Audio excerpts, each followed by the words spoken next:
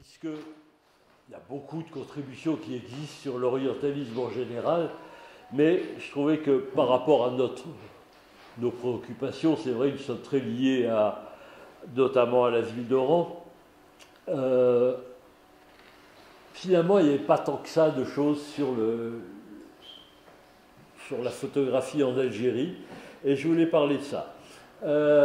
Orientalisme, c'est un terme qui est relativement flou. Si vous regardez chez Flaubert, dans son dictionnaire des idées reçues, il marque orientalisme, homme qui a beaucoup voyagé. Bon, ça ne dit pas grand-chose. Si vous regardez dans le Littré, un orientaliste, pour Littré, c'est d'abord un linguiste qui s'est intéressé aux langues orientales, à l'arabe, à d'autres langues du Moyen-Orient. C'est d'abord un savant, c'est d'abord quelqu'un qui, au XVIIIe siècle, au XIXe siècle, s'est intéressé à ces langues de l'Orient, voire au sanskrit, etc., langues plus loin que le Moyen-Orient, donc vers l'Inde, etc. Mais à côté de ça, il y a cette appellation orientaliste qui désigne surtout une sorte d'école de peinture. Je parlais avec ce monsieur qui est monsieur Dumière, voilà, qui nous parlait d'un musée à Narbonne où il y a plein de peintures orientalistes. Voilà. Bon, alors qu'est-ce que c'est que cet orientalisme? Ce n'est pas un mouvement au sens structuré du terme. Ce n'est pas une peinture avec un manifeste particulier. Il n'y a pas d'école, il n'y a pas de meneur, il n'y a pas c'est pas comme le surréalisme ou le dadaïsme ou d'autres mouvements artistiques. C'est, disons, un ensemble de gens qui ont travaillé, qui sont intéressés à la lumière de l'Orient, qui ont beaucoup voyagé, qui sont allés vers ce qu'on appelait le grand tour, c'est-à-dire comme beaucoup d'artistes. On partait avec son baluchon comme on pouvait, on allait vers la Terre Sainte, on allait donc vers la Palestine, on allait vers le monde ottoman, l'Empire ottoman, donc là on découvrait Constantinople, on découvrait l'Égypte, on découvrait des pays comme ça du Moyen-Orient.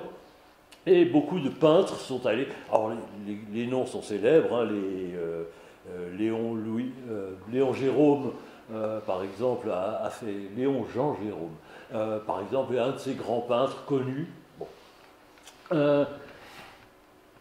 Cette peinture a souvent été considérée un peu comme, avec l'arrivée des avant-gardes au XXe siècle, comme une peinture un peu ringarde, un peu pompière, et on l'a souvent négligée comme ça. Bon. Elle est revenue maintenant à la mode. Et on a un certain nombre de ces peintres qui sont reconnus comme de grands peintres.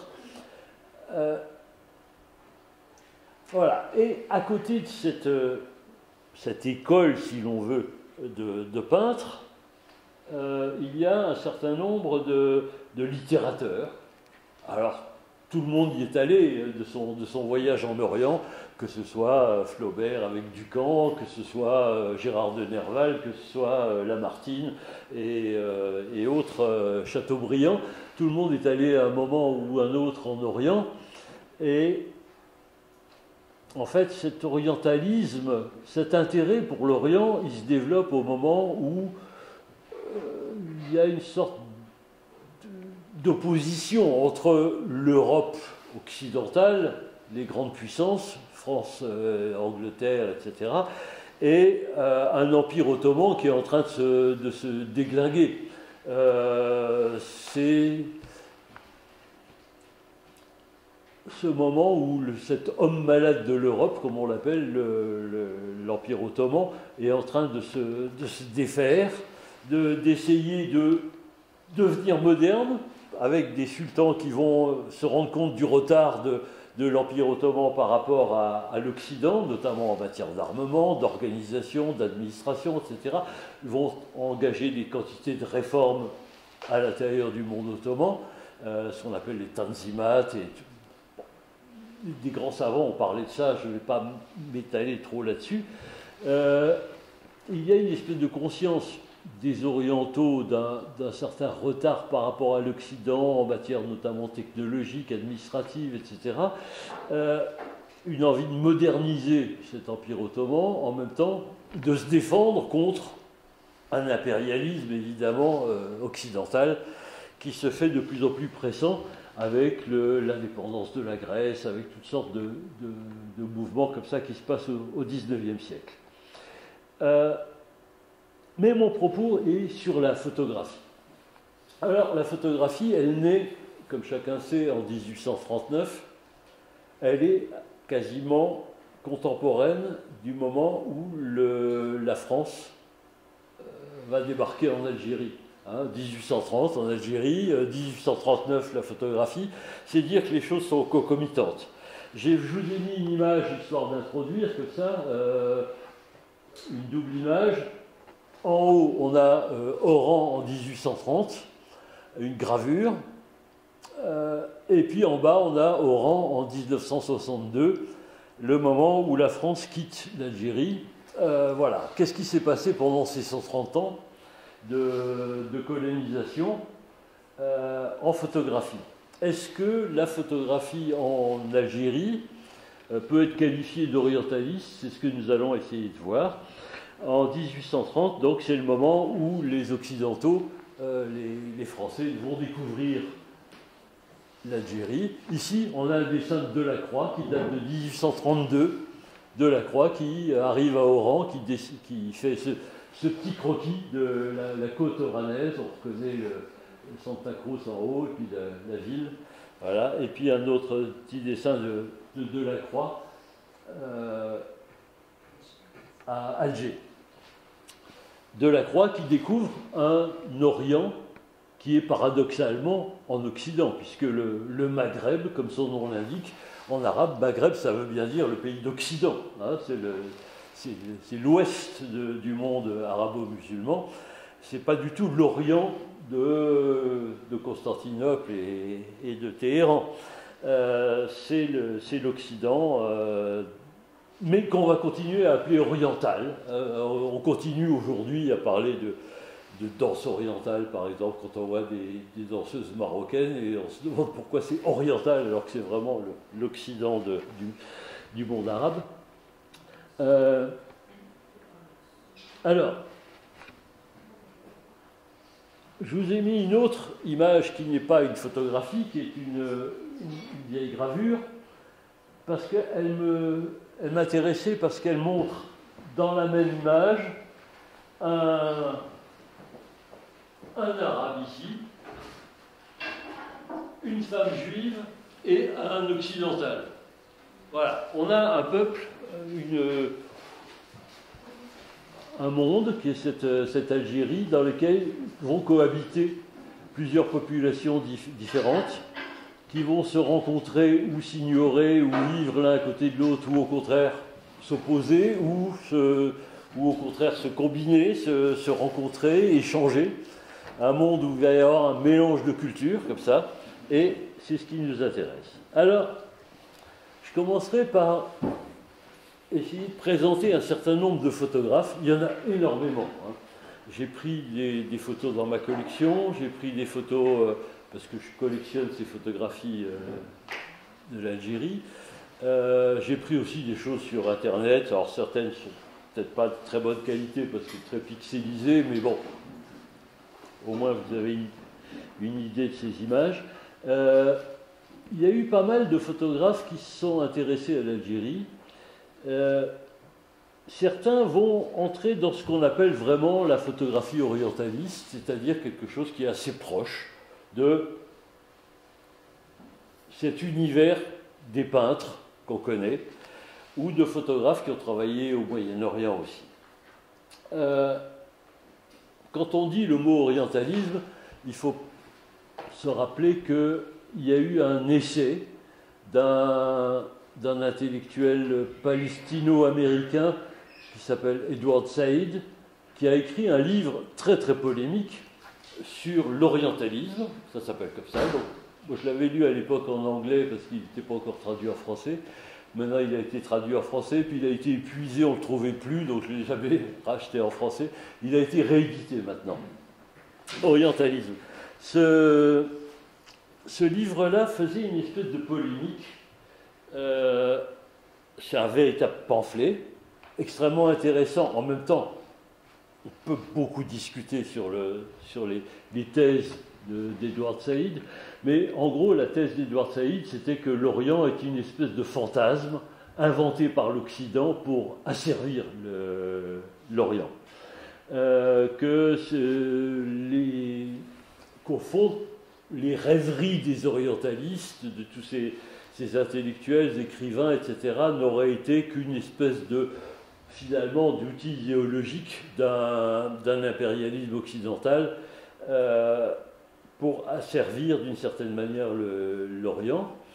Bon, alors c'est clair, il y avait cette visée par rapport à la mise en pièces de l'Empire ottoman, évidemment, mais bon, on peut discuter la virulence des thèses d'Edward Said, mais il n'en reste pas moins qu'il y a effectivement dans une certaine vision orientaliste, avec tous les guillemets qu'on voudra, de l'Orient, quelque chose qui est de l'ordre du fantasme. On va le voir.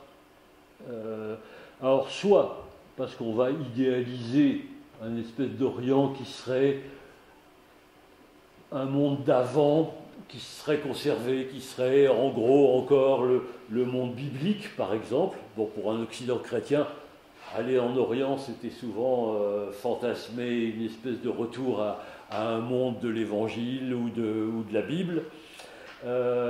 Et quand Delacroix va au Maroc, quand il voit les Marocains dans la rue, pour lui, il ne voit même pas de la Bible, il voit des Grecs. Alors c'est assez curieux, si vous lisez le journal de Delacroix, quand il voit les Marocains, pour lui, il dit tout ce que j'ai appris en école d'art en France, quand je voyais des statues grecques, etc., c'était quelque chose de mort, parce que c'était des statues en marbre qui ne bougeaient pas. Là, je vois des Grecs vivants, qui sont en toge. Alors, il voyait des djellabas, pour lui, c'était des toges, voilà. Et il fantasme un espèce de monde de l'Antiquité qui serait encore vivant, pour lequel il a une admiration sans borne, hein, c'est pas un regard méprisant, au contraire, il est enchanté de découvrir ce monde-là, mais pour lui, c'est le monde que la culture classique lui a caché, au fond. Le rapport qu'il avait à l'Antiquité, voilà, il le découvre en Orient, cet Orient du Maroc. Beaucoup de ces photographes qui vont aller vers l'Algérie vont s'intéresser. Alors, on va trouver à la fois un regard qui est un regard documentaire, de gens qui sont intéressés réellement par la rencontre de l'autre, par la culture de l'autre, essayer de le montrer dans son altérité, dans sa singularité. Il y a le côté fantasmé, on verra notamment par rapport au statut des femmes dans les pays arabo-musulmans. Il y a toutes sortes d'approches. Il y a l'approche de ceux qui vont servir des dessins militaires. Hein, quand on photographie, la photographie, ça sert aussi à faire la guerre, comme disait le géographe à propos de la géographie. La géographie, ça sert d'abord à faire la guerre. La vision topographique d'un pays qu'on découvre, c'est quelquefois aussi une manière d'appuyer l'impérialisme. Voilà. Mais ce qui va fasciner effectivement d'abord les photographes, c'est la découverte d'un monde différent. Ici, c'est la Casbah d'Alger. Beaucoup de photographies, vous allez en voir défiler un certain nombre, qui montrent ces architectures, notamment, qui vont fasciner les photographes qui débarquent dès 1830. Alors, je les ai classés un peu par groupe. Un des premiers photographes, ou un des très importants, qui est très peu connu finalement du grand public, c'est Allary. Allary, c'est un photographe qui va photographier notamment Alger, Alors là, on est déjà en 57, hein, c'est photographie très descriptive, très topographique, hein, montrant Alger. Voici ce fameux Alary. Alors Alary, il était installé à Alger, il vivait à Alger, il avait un studio qui était rue Babazoun, pour ceux qui connaissent Alger. Voilà des photos du port, des photos de rues, de mosquées, bon là c'est la rue de la Marine à Alger. C'est une vue qu'on va voir faite par plusieurs photographes qui vont prendre le même point de vue. Comme ici, on aurait des générations après génération, des gens qui prendraient la maison des tanneurs. Là, on prend certaines vues d'Alger comme ça qui finissent par devenir des clichés. Mais le problème du cliché, c'est, et on va le voir souvent à propos de ces images, c'est que la première fois qu'on fait un cliché, c'est pas un cliché, c'est une photo originale. Le problème, c'est qu'après, ça devient une espèce d'icône, une espèce d'image répétitive, comme on a chez nous. Prenons les dessins de Hansi par rapport à l'Alsace. Est-ce qu'on peut parler de vision fantasmée? On peut, bien sûr. Qu'en est-il de ces photographies d'Algérie? Voilà. On a par exemple ici une de ces vues qu'on va revoir très fréquemment, qui est cette place ici, qui s'appelait au départ la place du gouvernement, c'est là où il y avait le palais du Dey, et puis en contrebas, la mosquée que les Français appelaient la mosquée de la pêcherie, que les Arabes appellent la mosquée El-Jidid, la nouvelle mosquée. Hein. Et puis on a, marque très, très forte de la France, ici la statue du duc d'Orléans, qui est le vainqueur d'Abdelkader.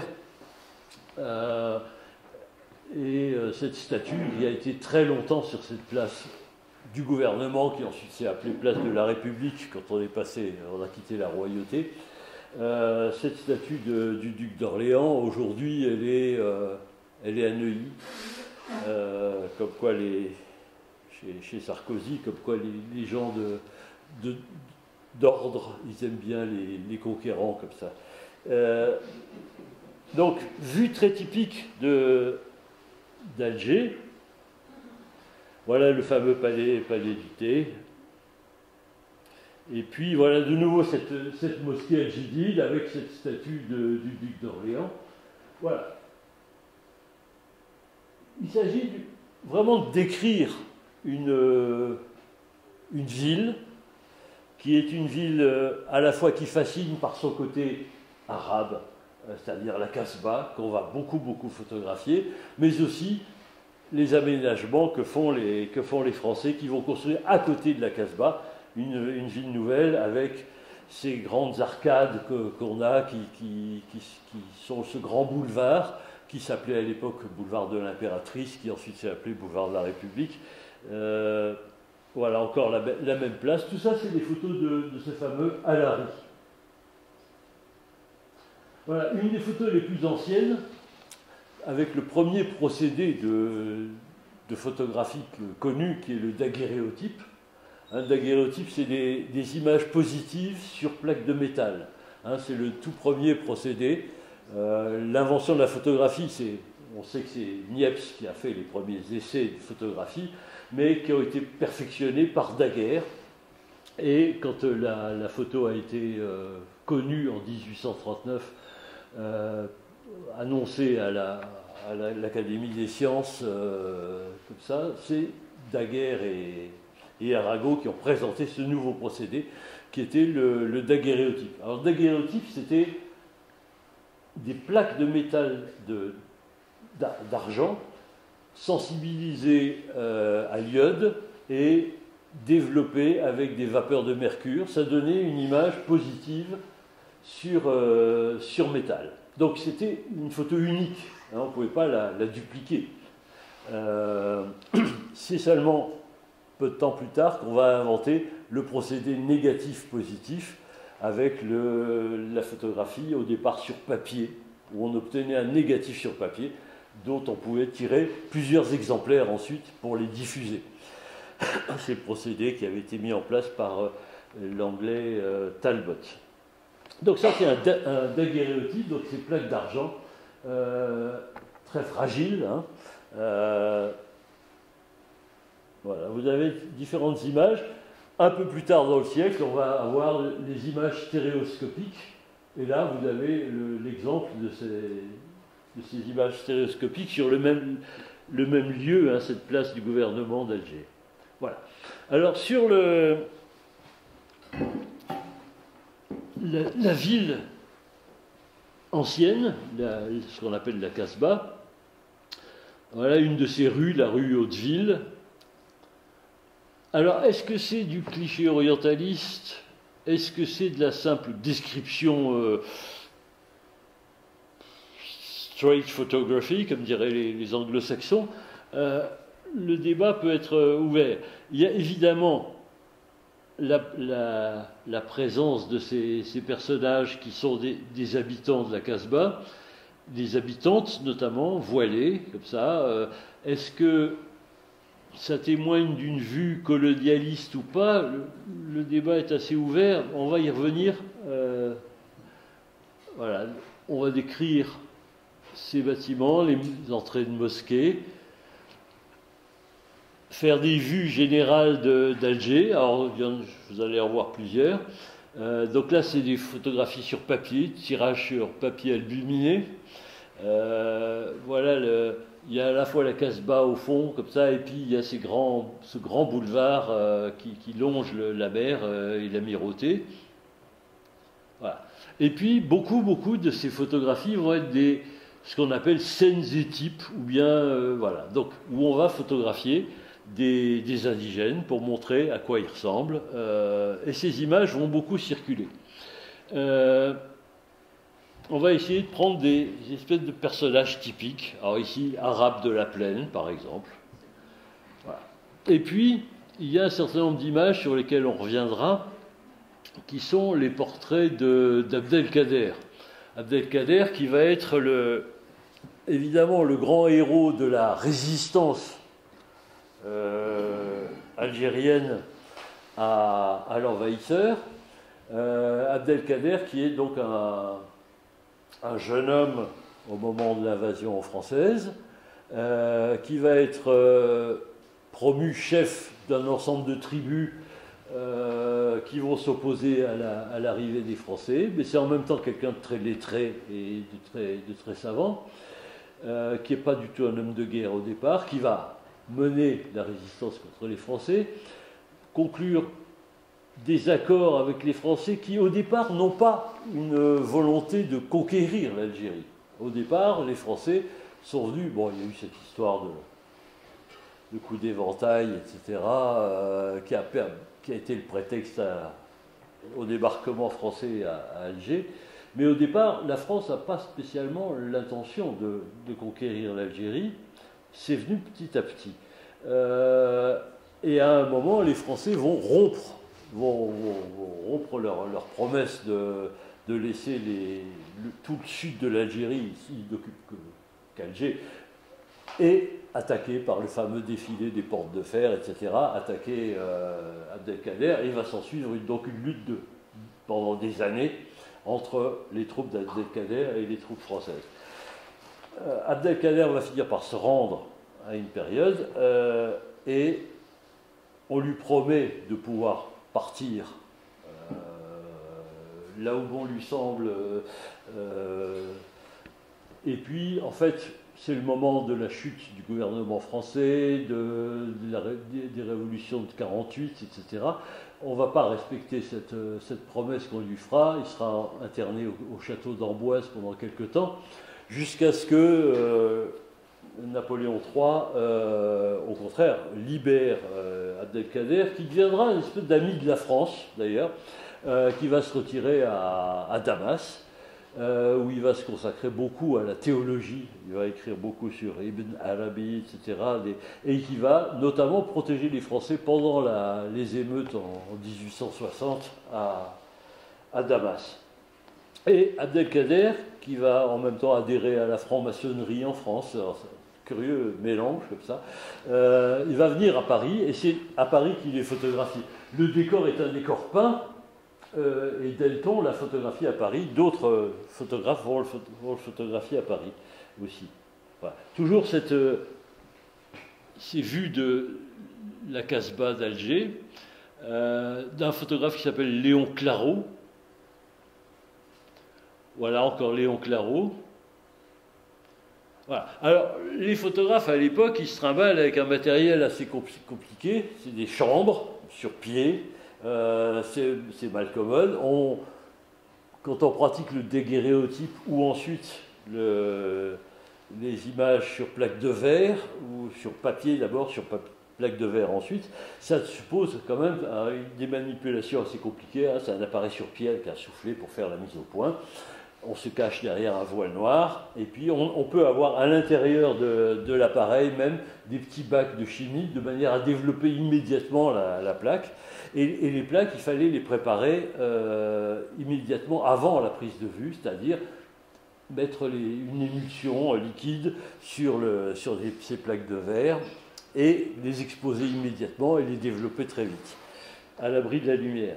Voilà. Et donc ça supposait qu'on se trimballe avec des ânes battés chargés d'un très lourd matériel, hein, pour faire les images. Ce n'était pas la photo instantanée d'aujourd'hui qu'on fait avec un appareil jetable. Voilà une publicité qui date de plus tard dans le siècle, hein, vers la fin 19e, sur les appareils qu'on peut trouver d'un comptoir photographique colonial. Alors il y a des appareils qui sont spécialement faits parce qu'on sait que dans certains pays, il y a la chaleur, il y a l'humidité, etc. Donc il faut des appareils un peu spéciaux par rapport à la photographie qu'on pourrait faire en France. Différents appareils donc qu'on va pouvoir se procurer pour faire des images. Revoici Abdelkader, ce coup-ci photographié par Carja, le même qui a fait le portrait le plus célèbre que vous connaissez de Rimbaud, par exemple, hein. Donc à Paris. Abdelkader est couvert de différentes décorations, et notamment de la Légion d'honneur que la France lui a attribuée. Alors une anecdote, c'est que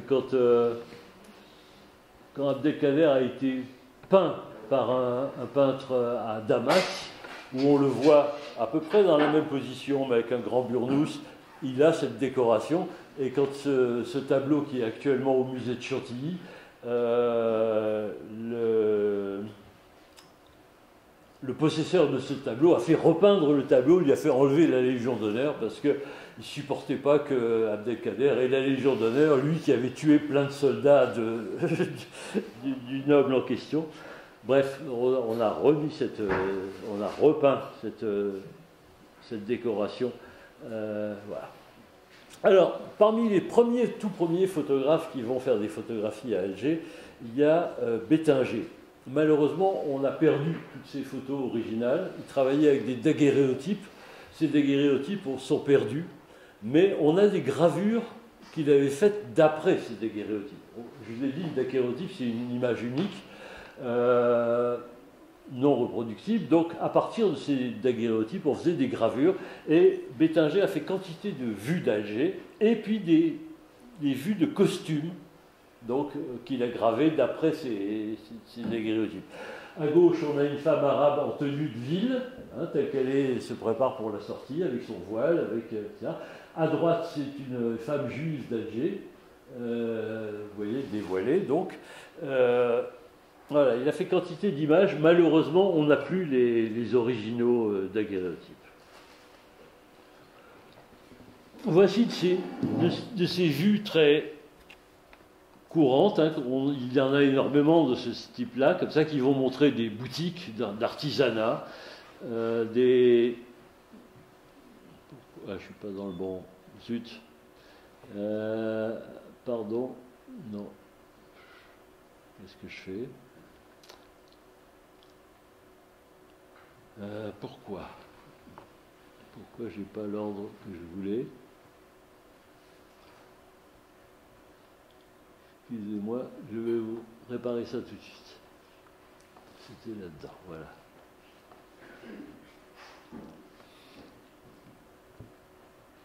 Tout ça on a vu. Voilà. Bon, nombre de voyageurs vont participer à cette espèce de découverte de cet Orient d'Afrique du Nord, notamment Isabelle Eberhardt, qui va prendre fait et cause pour les Arabes avec lesquels elle va énormément sympathiser. Hein. Il n'y a pas que des colonialistes dans ces Français qui viennent en Algérie. Il y a évidemment des gens qui vont s'intéresser réellement à la culture arabe et prendre fait et cause pour la situation des Algériens, notamment Isabelle Eberhardt. Et on a pas mal de vues de ces voyageurs qui sont habillés avec des vêtements locaux. Hein. Voilà. Des vues de l'intérieur de cette fameuse mosquée dont je vous parlais tout à l'heure, la mosquée El Jedid. Ça va fasciner les Occidentaux parce qu'on découvre évidemment des lieux de culte qui sont très différents de nos églises à nous, avec leur organisation spatiale. Alors, on voit beaucoup ça dans des peintures, mais on a ça documenté aussi en photographie. Voilà. Ça, c'est peut-être typiquement ce qu'on peut appeler des vues orientalistes, des espèces de vues qui ressemblent aux peintures d'ailleurs de la même époque, hein, où on va montrer des Arabes dans des positions. Alors, ce sont des photos qui sont faites en studio, elles ont été, on voit bien qu'on a installé un drapé, etc. On a fait quelque chose qui est très, très pictural, hein, où on fait poser des gens bien habillés, dans des poses comme ça, qui sont des poses où tout est installé, l'instrument de musique accroché au mur. On est exactement dans une image d'un espèce d'Orient entièrement fabriqué, ou au moins reconstitué, si on veut. Voilà. En revanche, vous avez des vues qui sont très frontales, comme ça, ici. Pas du tout dans un décor de rêve, mais au contraire, un portrait d'un groupe d'adjoints, d'élus, donc, dans une commune mixte. Au moment de la colonisation, un certain nombre de communes vont être gérées par au départ des militaires, qui vont, ce qu'on va appeler les bureaux arabes, où on a un mélange de militaires et de représentants de la population algérienne, hein, et puis dans des communes où on va avoir aussi une parité d'adjoints qui sont des locaux. Là, c'est l'amirauté à Alger. Voilà. Encore un daguerréotype très très ancien, hein, d'Alger, le port. Une des vues très anciennes aussi sur papier, on voit le grain très, très marqué, hein, de cette photographie sur papier de Paul Geoffrin, qui est un photographe qui a aussi beaucoup travaillé à Alger. D'autres vues du port, un peu plus tardives.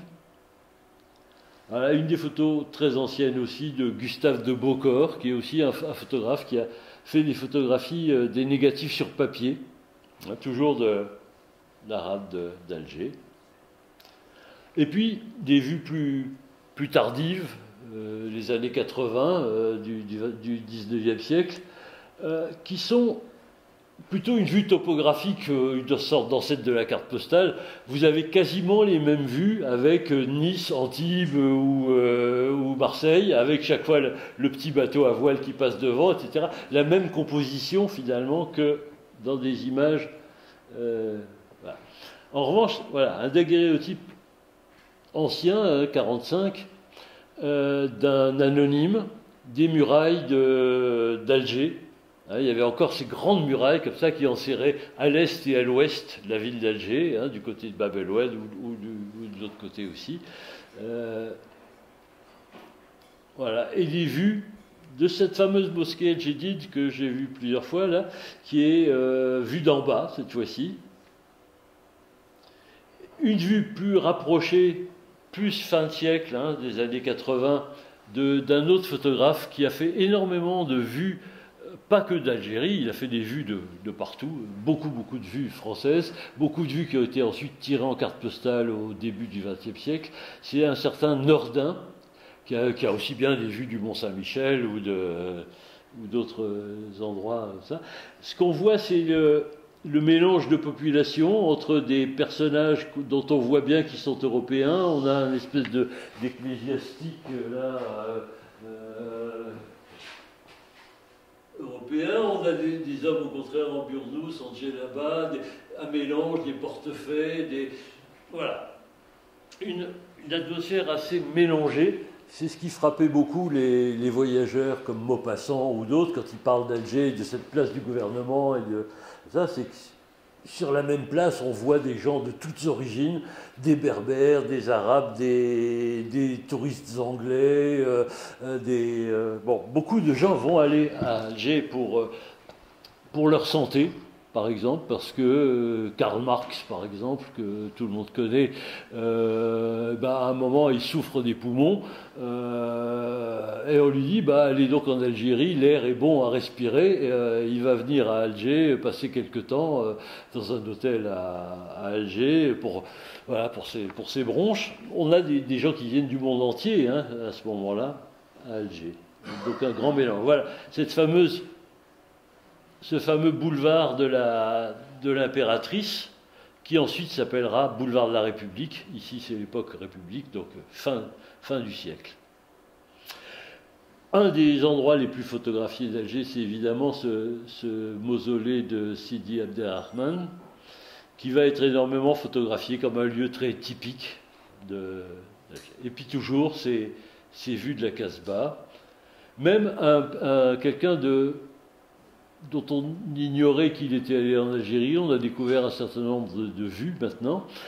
C'est Marville, qui est un grand photographe, qui a fait énormément de photographies de Paris au moment de la destruction de Paris par le Haussmann, qui a photographié le vieux Paris, comme ça. On découvre qu'il a fait aussi des photos. Il est venu à Alger, il a photographié aussi la Casbah. Voilà. Je passe un peu vite parce que c'est un peu répétitif. On a un certain nombre de vues aussi d'intérieur.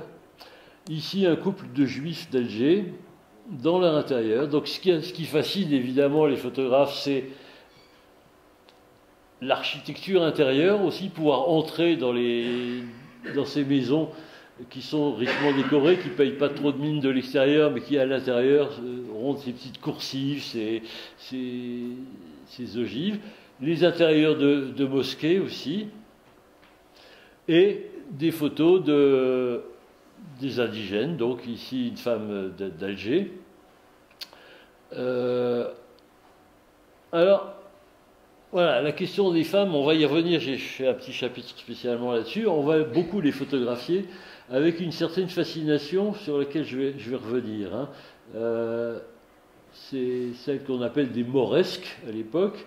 Voilà. Et puis, ici, une image photographe très connu.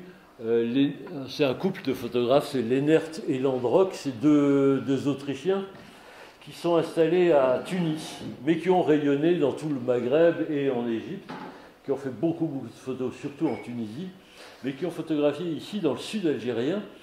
Et ce qui est tout à fait particulier, c'est que c'est ce couple-là qui est photographié ici. Ils sont allés du côté de Boussaada, de Biskra, etc. Ils ont photographié beaucoup. Et ces deux amoureux vont être peints aussi par un peintre français qui s'appelle Dinet. Et Dinet va être un de ces peintres qu'on appelle orientaliste, qui va aller dans le sud de l'Algérie, va s'installer dans une de ces oasis, va se convertir à l'islam, va devenir musulman, va écrire des textes tout à fait étonnants, très inspirés par la légende de Majnoun, Majnoun et Leïla, les histoires d'amour-passion hein, entre ces deux personnages. Et il va peindre ces deux personnages que l'on voit ici en photo. Il va les peindre aussi dans des poses très très proches de cette photographie-là. Donc cette photographie, si vous voulez, elle relève effectivement de cet orientalisme, au sens où on est très proche des peintres de peinture comme celle de Dinet. Voilà. Là, il s'agit du Conseil général à Alger, où on voit le mélange entre des notables français, des militaires et des Arabes qui siègent à ce Conseil général qui gère le... Alors, c'est l'époque où, on est en 60, l'époque où Napoléon III rêve d'un royaume arabe. Il s'oppose à une colonisation qui rattacherait directement l'Algérie à la France. Napoléon III rêve d'un espèce de royaume arabe qui serait co-administré par la France et par les Arabes, et où on a des institutions qui se mettent en place comme ça, entre Arabes et Français.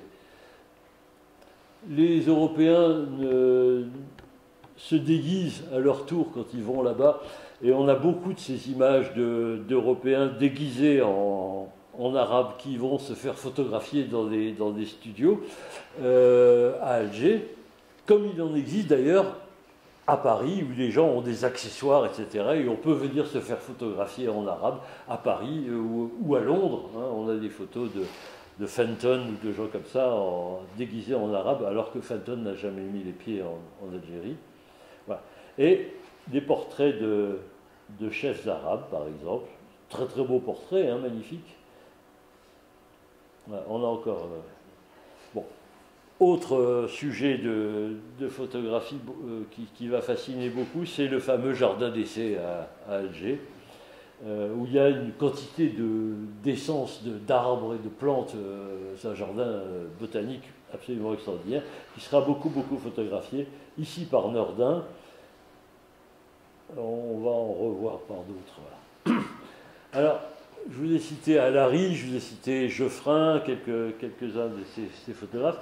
Un des plus importants, ou les deux peut-être très importants, c'est Geyser et Leroux. Alors, Geyser, c'est presque... Oh, c'est un nom Geyser, hein, d'origine, il doit être de pas loin d'ici. Sa mère est venue en Algérie, a ouvert un studio avec Allary, puis elle a repris le studio d'Allary, et c'est ensuite Jean Geyser qui a continué ce studio, qui a fait une production absolument considérable d'images de l'Algérie. Alors c'est presque une rencontre étonnante, parce que Geyser, c'est presque Djezaïr, si on veut. Hein, c'est donc Geyser. Donc le lien Alsace-Algérie, comme ça, on peut le faire assez facilement. Donc à gauche, il y a une image de Jean Geyser. À droite, c'est une photographie de Leroux, d'ailleurs, que j'ai dans ma collection, celle-là. Voilà. Jean Geyser va faire ces espèces de photos qui sont souvent du cliché orientaliste, si on veut. Hein, cette femme à la fontaine, voilà, c'est très proche des peintures que peuvent faire les peintres orientalistes, qui d'ailleurs souvent s'inspiraient de photographies hein, quand ils faisaient leur peinture. Voilà, cette composition avec une fontaine tout à fait typique. Et voilà Jean Geyser qui va faire des quantités de photographies aussi, très animées. De très beaux portraits, quelquefois, de femmes arabes, mais aussi quelquefois des photos. Alors, c'est les nécessités du commerce. On a un certain nombre de modèles qu'on va utiliser à tort et à travers. Par exemple, cette jeune femme ici, qui est éditée en carte postale au tout début du siècle, elle est qualifiée de femme du Sud, hein, dans la légende. On va la revoir dans un instant. Cette femme mauresque chez elle, est-ce que c'est véritablement une arabe? Est-ce que c'est une touriste européenne qui pose dans un décor peint? On ne sait pas très bien. Quelquefois des portraits tout à fait admirables et saisissants de vérité, comme ça. Je vais en retrouver d'autres alors tout à l'heure pour reparler de Geyser. Leroux est un autre de ces photographes qui habite aussi à Bab el-Oued et qui va faire énormément de vues d'Alger. Il va travailler pendant des années et lui aussi va produire énormément. Hein. c'est vu des remparts d'Alger, la cathédrale. Bon, tout ça, c'est de la vue quasiment de carte postale, si on veut. Hein, on voyait le même cadrage qu'on avait tout à l'heure avec un autre photographe de ces rues. Voilà, ces vues qui permettent, parce que ces images circulent évidemment, permettent aux gens de métropole qui n'ont jamais bougé, qui ne sont jamais sortis de chez eux, d'imaginer à quoi ressemblent les mœurs des gens de l'autre côté de la Méditerranée, donc le rapport à la religion, les ablutions, etc. Ces vues de femmes en tenue de ville, ces portraits, un très beau portrait qui est intitulé Type arabe, hein, d'un homme très majestueux comme ça. Ces vues d'une école coranique, avec le maître et les petits étudiants qui apprennent. Des vues souvent très mises en scène. Alors ça s'appelle la danse des Almés. Là, on est plus dans l'espèce de fantasme d'une photo complètement mise en scène pour presque théâtrale, comme ça. Voilà. Et la fameuse figure du Yaouled, c'est-à-dire ce petit garçon cireur de chaussures qu'on va beaucoup voir, qui sera une des figures qu'on mettra très en avant aussi au moment de la guerre d'indépendance du côté des nationalistes, pour dire voilà, il faut libérer tous ces gamins, il faut qu'ils puissent aller à l'école plutôt que de passer leur vie à aller cirer des chaussures Et un personnage qu'on va voir beaucoup dans des photographies, c'est toujours le même, il s'appelle Salem, c'est un mendiant qui a été un modèle ultra utilisé par les photographes en Algérie. On va le faire poser en musicien, on va le faire poser en danseur, en mendiant, etc. On a une série de ces images. Voilà toujours le jardin d'essai. Et puis, la colonisation, évidemment, part du nord, mais elle va vers le sud. Elle va vers ce moment où le tel donne sur le Sahara, cette fameuse ouverture qu'on appelle El Kantara, qui est ce fameux défilé très, très spectaculaire qui va fasciner, évidemment, les peintres, les photographes. On a énormément de vues de ce fameux défilé qui est spectaculaire. Hein. J'y suis allé moi-même en allant à Timgad, en passant avec le bus. C'est un endroit absolument fabuleux où on sort de l'Algérie continentale, si on veut, pour aller dans le désert. Voilà. Toujours le roux, hein. Voilà. Toujours le même mendiant. Voilà. Plus proche de nous, les Oranais qui sont dans la salle, voilà, une vue anonyme de Mersel Kébir. La route de... Et un des photographes qui a aussi fait un travail considérable en Algérie, c'est Moulin. Félix Moulin, c'est un photographe français de Paris, qui a eu d'ailleurs quelques procès à une période parce qu'il faisait de la photo érotique, et qu'il a eu quelques ennuis avec la police à une période. Mais il est parti en Algérie et il a fait beaucoup de photographies pendant l'année 1856, 55-56.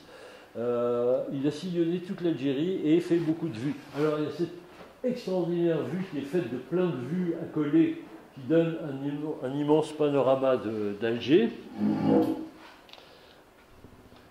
Mais il a photographié beaucoup ces fameux bureaux arabes où on avait des représentants à la fois des militaires et des caïds locaux qui géraient ensemble, donc dans les années 50, le pays, administrait et faisait justement la part toujours sur des questions de droit notamment. Est-ce que le droit français s'appliquait? Est-ce que le droit coutumier algérien Voilà, il y avait tous ces problèmes juridiques souvent entre des populations qui étaient d'origine différente et il fallait gérer ça du point de vue administratif. Et il a fait plein de photos de ces fameux bureaux arabes avec à chaque fois, vous voyez le côté mise en scène, c'est-à-dire que il y a des tentures qui ont été installées à l'arrière, on a fait poser nos personnages. Voilà une vue aussi mise en scène où on a un chaouch, c'est-à-dire un messager qui vient apporter un message à un bureau arabe. Voilà. Et d'autres vues de ces bureaux arabes. Là, c'est celle de Tlemcen. Voilà, un autre encore à Annaba, Bonn, à l'époque. Il a photographié alors encore aussi une école de jeunes filles, alors tenue par visiblement une dame très Second Empire, là, comme ça, qui a une énorme robe crinoline, et on voit que c'est totalement mis en scène. Il a tendu des tissus noirs à l'arrière, etc. Il a fait poser tout le monde dans cette école où on apprend le français et où le principe de la sagesse et la crainte de Dieu. C'est ce qui a marqué sur le tableau noir à droite. Voilà Moulin qui a fait une photographie d'Oran en deux morceaux à coller, comme ça. On voit le Sidi El-Ouali et puis toujours ces bureaux arabes, celui d'Oran. Des vues du port d'Alger. Des vues des fortifications d'Alger avec une fontaine en bas, des remparts toujours. Voilà la façade du côté Bab el-Oued. Des portraits de femmes arabes où on va avoir des juifs après.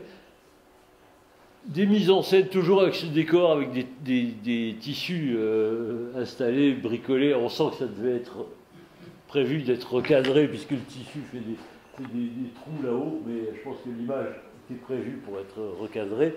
Ça. Une mise en scène qui s'appelle comme ça Mauresques en visite. Donc là, on est un peu dans le fantasme aussi du tableau orientaliste. Ici, une famille juive d'Alger, toujours avec ses décors. Donc on a fait poser les gens. Hein. Il y a une mise en scène, une composition très étudiée. Une école de garçons, toujours avec ses tissus tendus. Ici, une très belle photo d'une série d'imams qui, elle, n'est pas prise en studio, mais est prise effectivement dans une mosquée. Cette réunion d'imams, de théologiens. Encore un bureau arabe. Voilà. Bon, là, c'est plus Moulin. Ici, on reconnaît la montagne du Mourjadjo, pour ceux qui connaissent Oran. Hein. On est au-dessus d'Oran, près du Caminito de la Muerte. Voilà. Et des vues d'Oran, j'ai mis à quand même faire plaisir à nos amis oranais d'ici, parce que c'est quand même la plus belle ville du monde, donc il fallait que je la montre. Hein. Alors, une vue assez ancienne, une vue plus récente, toujours 19e siècle. Moi, j'en ai une collection comme ça dans ma collection, justement. Alors, on a un autre photographe, Paul Marès. Je vais aller un peu plus vite parce qu'il en a fait beaucoup. Paul Marès qui a fait des vues aussi anciennes d'Alger. De nouveau, le mausolée de Sidi Abderrahman. Et puis, quantité de photographes qui vont s'installer, qui vont être des photographes de quartier. Voilà, quand se développe ce qu'on appelle la carte de visite, c'est-à-dire ces photographies qui font à peu près 6 par 10. Hein, comme ça, c'est un modèle standard qui a été inventé par un photographe qui s'appelait Disdéry, qu'on appelait la carte de visite.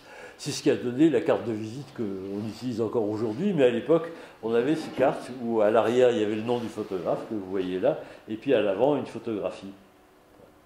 Une des plus anciennes aussi, photographie d'Alger, un daguerréotype, donc, qui date de 1944, hein, vraiment les débuts de la photographie. Portier, qui a été aussi un de ces grands photographes, qui a beaucoup photographié Alger. Alors la Casbah, bien sûr. Des portraits aussi. Des mises en scène. Alors il n'est pas resté qu'à Alger, là c'est des gens qu'il a photographiés à Gardaïa. Ce très beau portrait, alors qui est intitulé Marabout, il s'agit plutôt d'un théologien qui est photographié, qui est d'une grande composition pyramidale, comme ça, très très hiératique et magnifique. Hein. Et quelquefois ces photographies comme ça de types humains, donc souvent des mises en scène d'intérieur par exemple, ou des musiciens, un douar, la photo n'est pas de très bonne qualité, mais... Et puis ces mises en scène aussi de la prière, qui sont quelquefois, on sent que c'est une espèce de mise en scène un peu maladroite, ou dans le sens où on ne sait pas très bien dans quel sens les gens sont en train de se tourner pour la prière.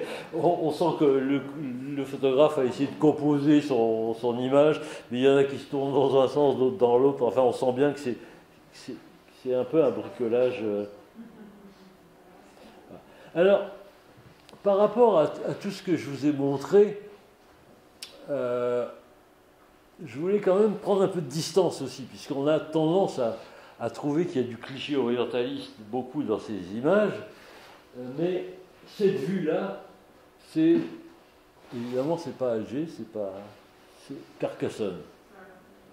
Et puis, vous regardez ça, voilà. Regardez les deux images, au fond, est-ce qu'il y a un regard différent ?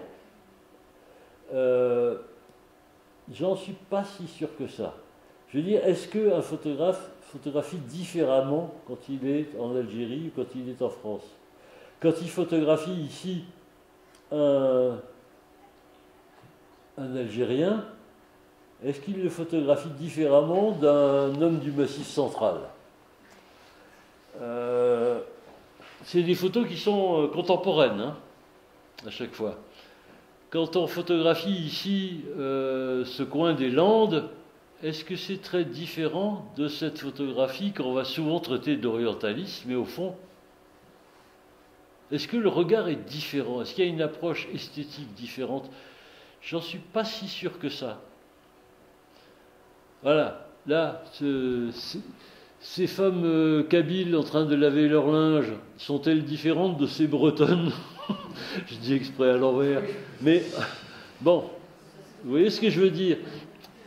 Au fond, je crois qu'il y a un regard d'une espèce de volonté à l'époque de la photographie, de photographier le monde dans son ensemble avec une espèce de frénésie, comme si on pouvait attraper tout du monde. Mais que ce soit la Bretagne, que ce soit le Massif central, que ce soit l'Algérie ou ailleurs, au fond, il y a juste cette volonté de documenter le monde entier avec un regard qui, au fond, n'est pas tellement différent. Sinon, dans ce qui est caractéristique, c'est plutôt cette espèce d'impérialisme de la photographie qui veut photographier le monde entier, le montrer dans son entièreté, avec tout son... Voilà, cet artisan ici, est-il très différent de cet artisan-là?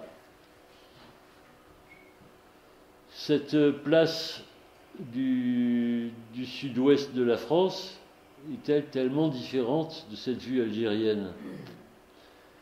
Ce paysage est celui-ci. Cette roue à aube du sud-ouest de la France aussi, et cette noria,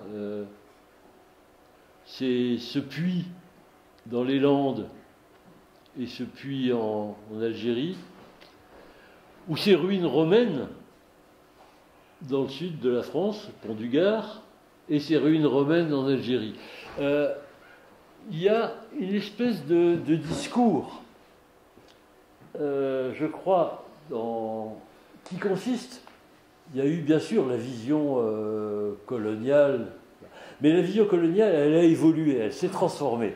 Elle essaye aussi de propager une espèce d'idéologie comme quoi l'ensemble de l'Empire français, c'est une unité, c'est la même chose. En allant en Algérie, on retrouve des provinces romaines, celle où était Saint-Augustin, où était cette fameuse province d'Africa qui désignait pour les Romains, surtout la Tunisie, et qui a donné le nom à Afrique. Cette espèce d'idée qu'au fond, avant même que vienne une invasion arabe, ces pays-là étaient au fond des pays romanisés et que voilà et que on va chercher les ruines romaines, montrer que c'est qu'on a la même histoire. Il y a tout ce discours comme ça qui est en train de se tenir aussi à cette époque-là. Hein. Alors colonisation justement, cette espèce de vision coloniale où on a une espèce d'unité autour du même drapeau de gens de différentes origines. Il y a bien sûr une colonisation, il y a en Algérie ces grandes propriétés coloniales. Ici, j'ai pris cet exemple de Sénéclose, hein, de grands colons, qui sont une petite minorité de grands colons par rapport à une population européenne souvent de basse extraction, hein, des Français qui sont venus là parce qu'ils crevaient de la faim chez eux. D'Espagnols, de Maltais, etc., qui sont... Voilà. Et on va développer une espèce d'idéologie ici c'est le tribunal d'Oran, où le droit est le même pour tous, entre un Européen et un Arabe, les deux ont le même droit, etc. Toute une idéologie d'un empire français qui est de Dunkerque à Tamanrasset et au-delà. Voilà. Un empire colonial qui est considérable et qui est où tout le monde est français. Alors évidemment, il y a cette espèce de mission civilisatrice de la France, c'est ce qu'on va raconter. On a une espèce de discours comme ça, où on va considérer que les colonisés, ils ne sont pas encore complètement civilisés, mais on va les civiliser, ils deviendront nos égaux. Il y a une espèce de discours comme ça, évidemment démenti par les faits, mais qui est cette idéologie comme ça qui se répand évidemment beaucoup. Alors, je vous ai parlé d'Abdelkader, voilà, vous avez ces places d'Alger où vous avez évidemment vont siéger la photographie, la statue du maréchal Bugeaud. Ici, alors je vous lis le texte parce que c'est important d'avoir le texte par rapport à l'image qui suit. Si, cédant à nos vœux, vous daignez nous accorder les faveurs que nous vous demandons, nous nous faisons fort de démontrer avec un an de sécurité ce qu'on peut faire dans ce pays avec des bras et du cœur. Alors voilà, c'est un énorme monument qui est à Boufarik, qui montre une espèce de mise en scène idéologique des pionniers de la civilisation. Et tout le discours colonial, comme ça, extrêmement lourd, hein, qui va se répandre. On n'est pas dans la photographie orientaliste, là c'est de la photographie documentaire, mais qui raconte ce qui se véhicule comme idéologie, évidemment, de la colonisation. Voilà, c'est ce qui va culminer en 1930, quand on va faire le centenaire de la colonisation. Cette image du bon colonial avec le bon arabe, et on lui met la main sur l'épaule, et voilà, il a sa médaille, il a participé à des guerres avec les Français, et en même temps il y a un côté tout à fait paternaliste, consternant, quoi, hein.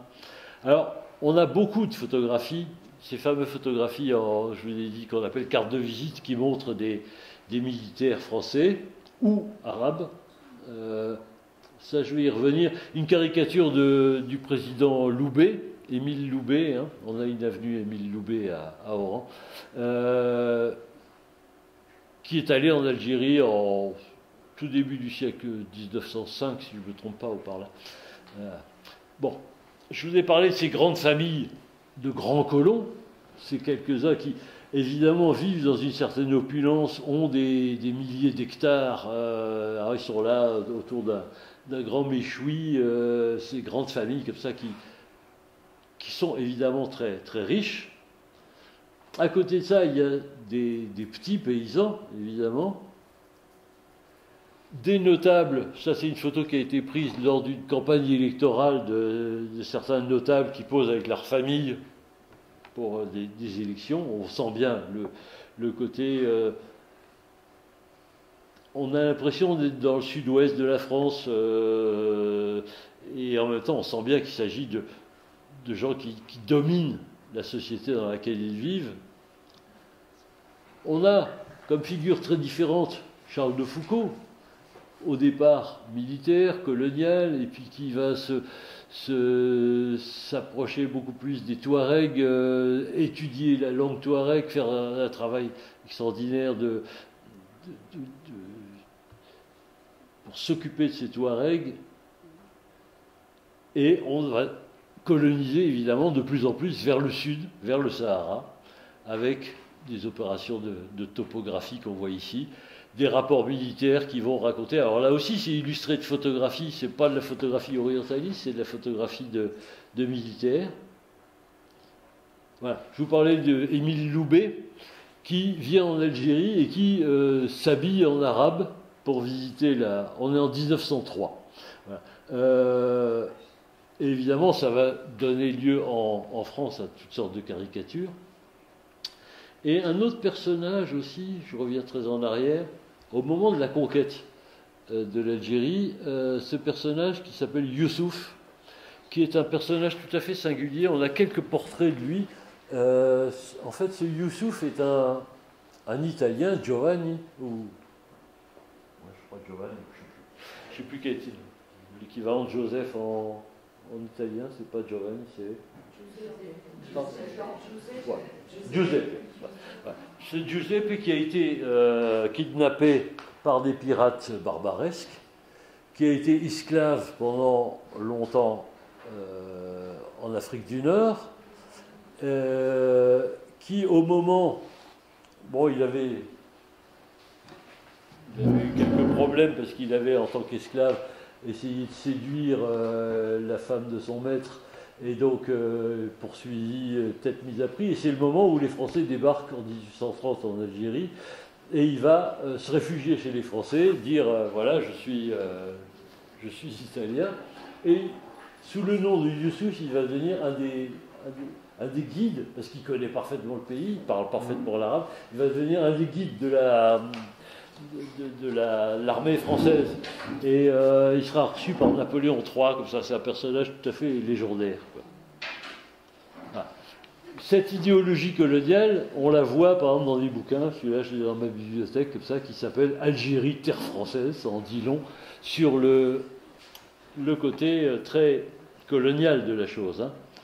Voilà de ces militaires. Alors, zouaves, officiers français, soldats algériens, une caricature qui date de 1848, hein, c'est vraiment les tout débuts de la colonisation, où alors là, pour répondre peut-être à M. Zemmour qui nous raconte des quantités de salades sur le grand remplacement, là on voit dans cette caricature, qui n'est pas de la photographie, mais je l'ai mise pour raconter un peu l'esprit de l'époque,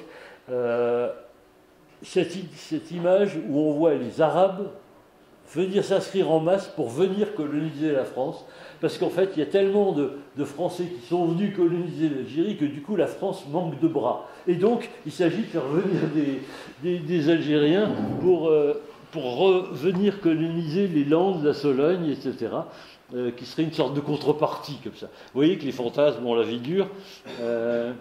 Bon, il s'agit évidemment d'une caricature. Bon, voilà, ces monuments coloniaux, j'insiste pas trop, on a beaucoup de ces images, ces militaires, ces zouaves, et puis ces soldats d'Afrique du Nord qui, eux, vont venir, pendant la guerre de 14, libérer la France et se faire massacrer largement, comme ils le feront après en 39-45, évidemment. Voilà de ces spahis, un officier visiblement français, mais officier de Spahi. Voilà. On a des tirailleurs algériens ici, beaucoup de ces photos de militaires, avec des médailles, avec des zouaves. Voilà. Énormément de photos de zouaves qu'on trouve dans les marchés aux puces.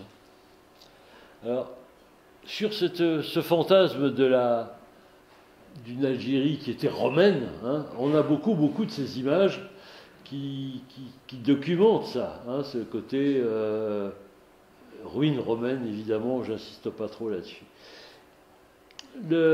La photographie va chercher souvent des motifs aussi de choses qui sont pittoresques, qui sont exotiques, etc. Donc,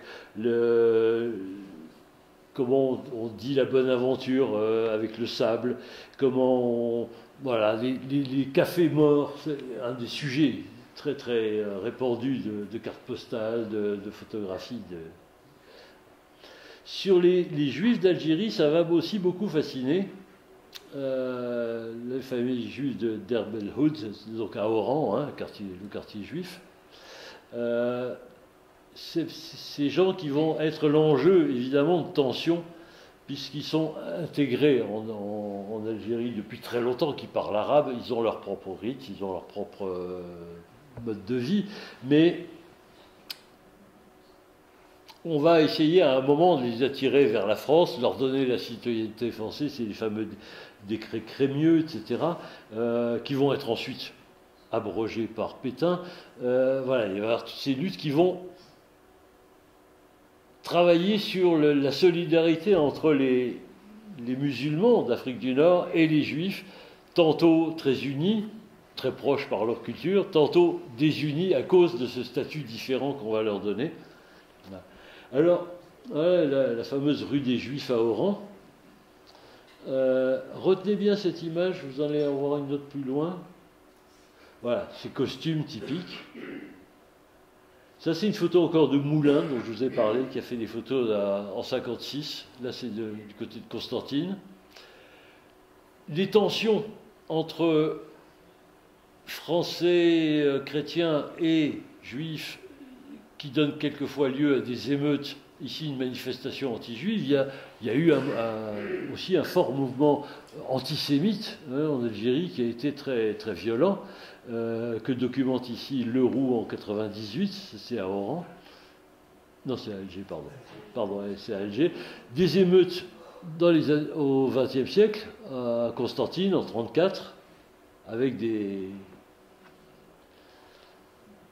chasses aux juifs, etc. Je me souviens de choses que me racontait ma grand-mère, comme ça, qui étaient des choses assez terribles. Voilà, ces familles juives, soit plutôt francisées, soit plutôt traditionnellement algériennes, comme ça. Et puis, évidemment, des vedettes comme Maurice El Médioni, je l'ai mis là pour signifier aussi la part importante qu'ils avaient dans la culture locale. Voilà encore ces pogroms à Constantine. Et je vous parlais de la rue des Juifs à Oran, mais regardez la rue Mouffetard finalement à Paris, c'est pas très différent dans la manière de photographier. Hein. Je reviens en arrière. Voilà. Et la rue Mouffetard à la même période, finalement, c'est pas très différent. Alors, les femmes, ça c'est un gros morceau. S'il y a un domaine où peut s'exercer le fantasme, c'est bien la question des femmes. Pour le photographe, évidemment, les femmes, c'est un défi, parce qu'à la fois, il y a la femme très voilée, complètement cachée, qu'on voit passer dans la rue et où on n'arrive pas à en savoir plus, on aimerait bien l'approcher, mais elle est inaccessible. Alors on a ce rêve comme Delacroix, le fameux tableau Les femmes d'Alger, où on peut pénétrer dans l'endroit interdit, hein, ce que veut bien dire le mot harem, hein, c'est l'endroit interdit.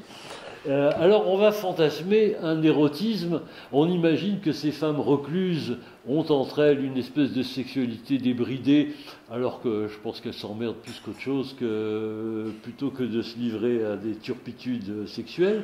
Mais on va imaginer, et c'est là qu'on rejoint le cliché orientaliste, comme ça, une espèce de délire de ces femmes qui se dénudent, se fument le narguilé, se livre. Alors, quelquefois c'est de la photo ethnologique, comme ici, mais quelquefois c'est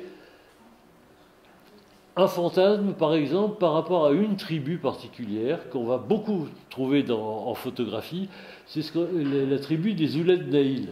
Les Ouled Naïl, c'est une tribu du sud où les femmes ont la tradition, avant de se marier, de partir un peu à l'aventure. On les laisse partir de la tribu et elles vont gagner leur vie et elles vont se faire leur dot en dansant, en se montrant, voire en se livrant à la prostitution, etc. Et c'est une tradition de cette tribu, et ça va évidemment faire fantasmer énormément les Occidentaux qui vont tout de suite fantasmer sur ces femmes qui sont d'un abord plus faciles que d'autres, etc. Et ça va nourrir évidemment un espèce de fantasme.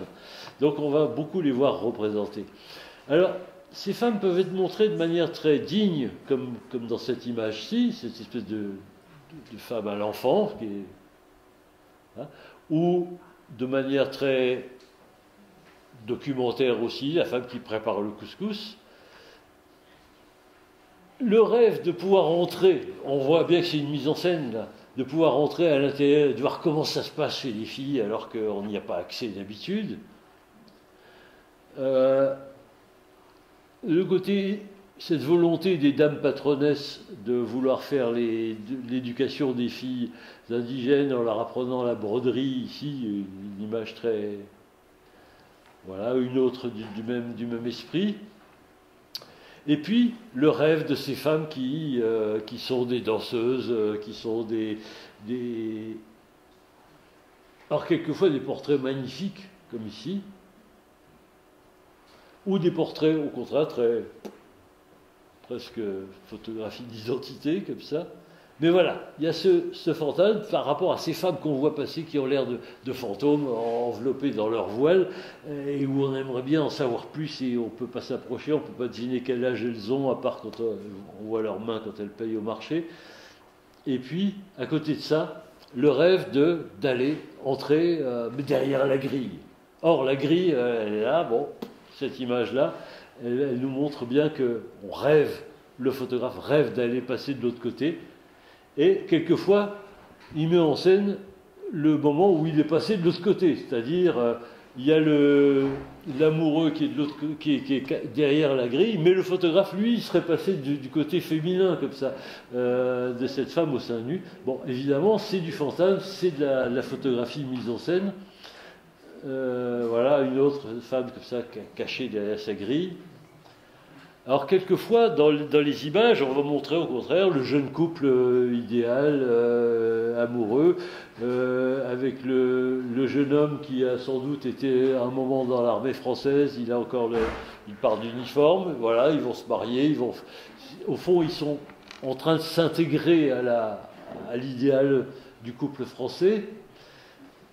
Et je vous parlais tout à l'heure, on en a vu une, comme ça, cette femme-là que vous voyez ici, jeune fille du Sud, là voilà la même, qui ici s'appelle jeune bédouine, de l'autre côté elle s'appelle jeune fille kabyle. On voit bien que c'est la même fille qu'on a fait poser avec des déguisements différents, des bijoux différents ou quelquefois les mêmes. Voilà, il s'agit de fabriquer une espèce d'imagerie qui est totalement artificielle, évidemment, quoi. Alors, on peut se poser des tas de questions là-dessus, c'est-à-dire le côté fantasmé, le côté colonial, l'espèce de vision aussi phallocratique, le paternaliste, etc. Bien sûr, on peut aussi, à l'inverse, se dire qu'un certain nombre de ces jeunes femmes qu'on voit dans ces photographies, qui vont poser et qui sont peut-être aussi, d'une certaine manière, à la recherche d'une certaine libération par rapport à un modèle patriarcal qui est celui de leur société traditionnelle. Elles sont souvent, on voit de ces filles, alors on a ce genre de fantasme vous regardez Pépé le Moko par exemple comme film, où vous avez ces filles qui boivent du vin, etc., ou qui fument des clopes, Bon. Évidemment, les choses sont jamais simples à décrire. Il y a à la fois la domination masculine coloniale, il y a la domination masculine traditionnelle, et entre les deux, les femmes sont quelquefois tiraillées, en train d'essayer de choisir quelle voie prendre. Alors ces vues, évidemment, sont ignobles et accréditent une espèce de saphisme qui serait celle des femmes recluses, etc. Où cette vue de cette jeune femme prostituée, faite par Gaston Paris, là on est au XXe siècle. Voilà. Et puis tout le fantasme, évidemment, qu'on continue à véhiculer aujourd'hui dans notre presse, où évidemment la question du voile est utilisée à tort et à travers par une presse qui, quand elle est en mal de sujets, nous remet à chaque fois des femmes voilées en couverture de journaux.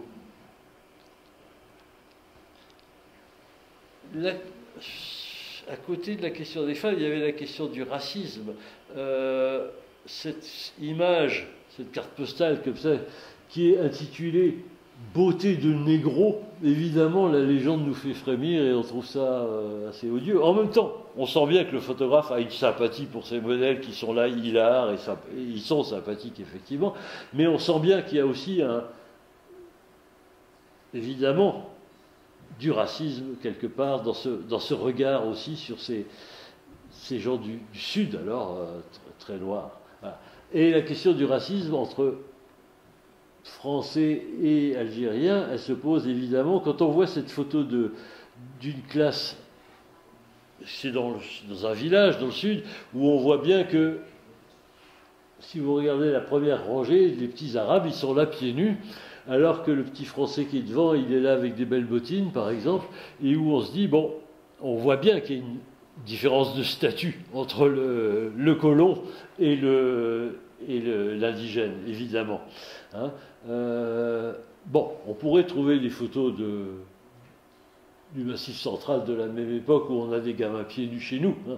Mais n'empêche que là, le seul qui est bien chaussé, c'est le petit Européen, quoi.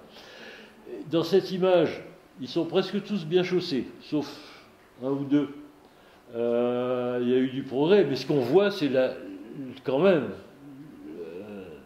les petits gamins européens, ils sont tous au-dessus, et puis en bas, c'est des petits Arabes. On ne les met pas en même temps, hein. Ils sont sur la même photo, mais ils ne sont pas avec le même statut. On voit bien qu'il y a quelque chose comme ça de ce regard colonial qui est indéniable. Alors, autre sujet, c'est les petits métiers. C'est un sujet qui intéresse beaucoup les... Alors, dans la peinture orientaliste, on a beaucoup de ces images de petits métiers, comme si les orientalistes étaient sortant de la grande peinture d'histoire, qui était le genre noble, hein, où on montrait des scènes de l'Antiquité ou des scènes bibliques ou des choses comme ça. On avait beaucoup de scènes de genre à la manière des Hollandais, une espèce d'héritage des Hollandais, où on parle des petits métiers, des petites scènes comme ça de genre. Et cette photographie qui pourrait être prise à Paris par Eugène Atget, hein, elle est prise à Oran, 19e siècle. Mais aussi bien, alors on va s'intéresser par rapport au barbier, à ces petites scènes typiques, hein. Le petit marchand, le vannier, voilà, et puis des scènes de la vie quotidienne. Alors, je vous en ai mis une qui est en couleur, fin des années 50, comme ça, ces petits marchands qui venaient vendre dans la rue des bassines, mais aussi bien des petites scènes de la vie quotidienne de toutes sortes, là, l'heure de réjouissance pour la fin de Ramadan, des scènes de rue. C'est pas de la photographie orientaliste, c'est c'est des scènes de rue, effectivement. Alors c'est tous ceux qui ont à peu près mon âge dans la salle ont joué à ça, hein, on avait ces petits trucs à roulettes. Pardon ? Voilà, ouais, même plus jeune, voilà. On a tous joué évidemment avec ces machines-là. Et puis les scènes de rue. Alors ce qui m'intéressait dans ces scènes de rue, c'est souvent cette question de la mixité dans l'espace. On a une scène de centre-ville où on voit bien qu'il y a à la fois des Arabes qui sont là installés à une terrasse de bistrot, des femmes qui passent années 20, hein, on voit leurs chapeaux, etc. Bon, alors, on entend souvent dire qu'il y avait une ségrégation spatiale dans les villes algériennes.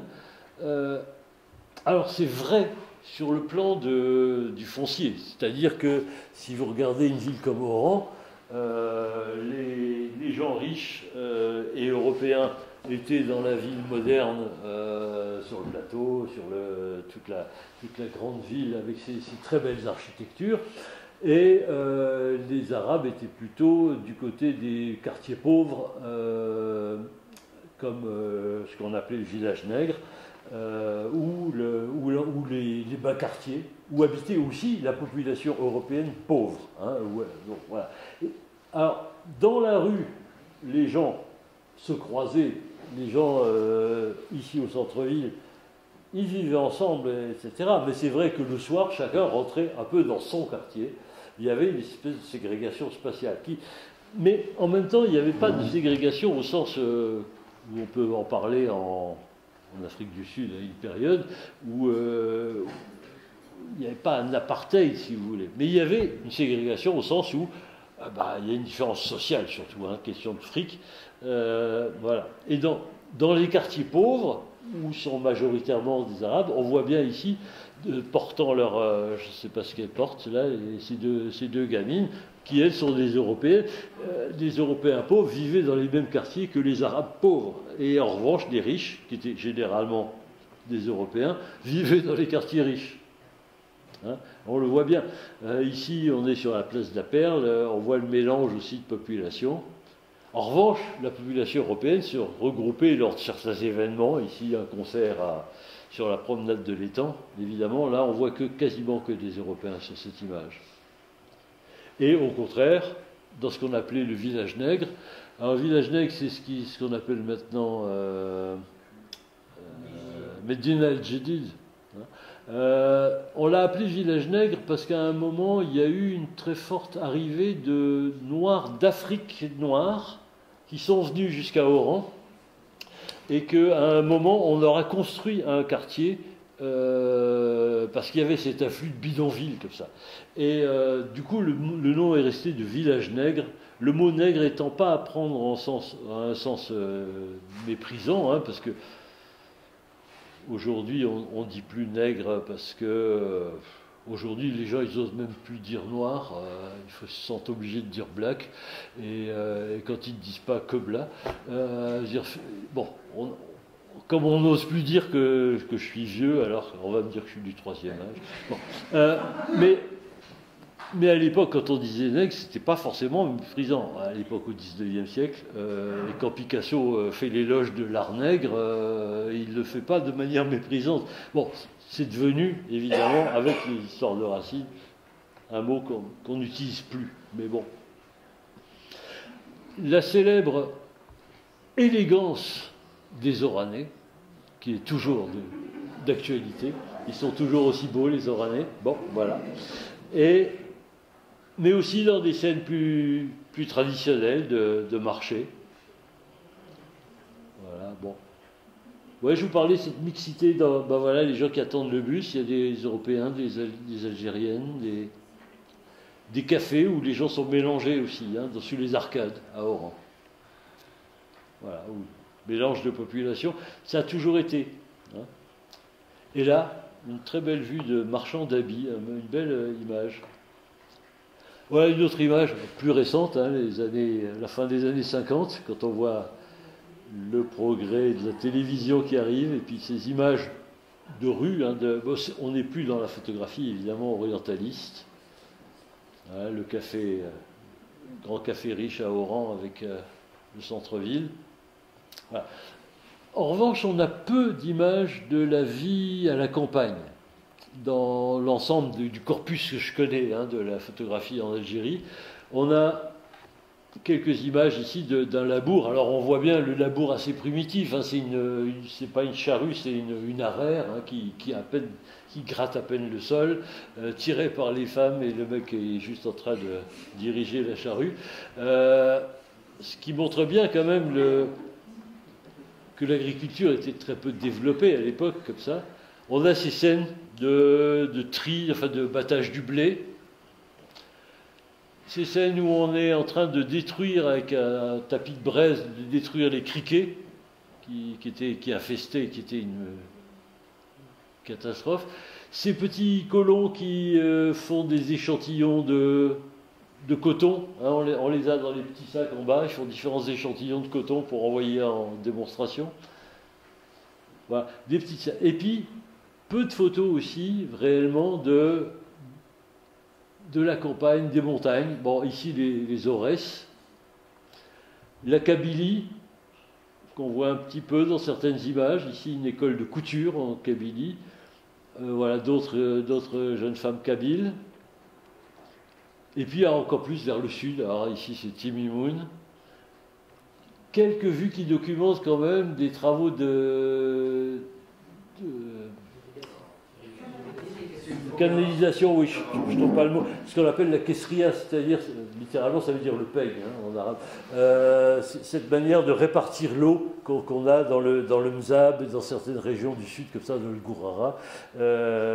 Donc, une photo qui est très belle, je trouve, qui montre ce système de répartition de l'eau, par exemple. Hein.